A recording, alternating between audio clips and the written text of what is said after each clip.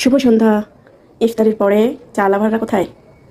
বিশেষ করে যারা দুধ চা খেতে পছন্দ করেন, এই ট্রিক্সটা ফলো করবেন, অনেক আপনাদেরকে ফ্রেশ লাগবে। একটু আদা দিবেন, দুটো সাদা এলাচ দিয়ে দিন। পানিটা ফুটতে থাকুক। পানিটা গরম হয়ে এলে আমরা গুঁড়া দুধ দিয়ে দিব।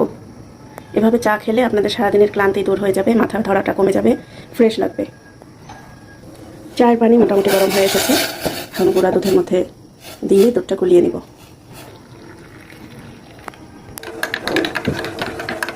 দুধটা ঢেলে দেব। দুধটা একটু ঘন করে দিতে হবে। এখন চাপাতি দিয়ে দেব।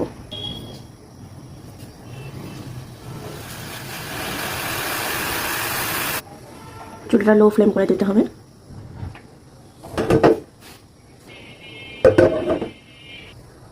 এক থেকে 2 মিনিট ভালো করে ফুটিয়ে নেব। মশলার ঘ্রাণ, আদার ঘ্রাণটা ঠিকমতো বের হবে। চায়ের কালারটা দেখুন। এখানে কোনো সুগার অ্যাড করিনি, আমরা সুগার ফ্রি চা খাই। চা হয়ে গিয়েছে।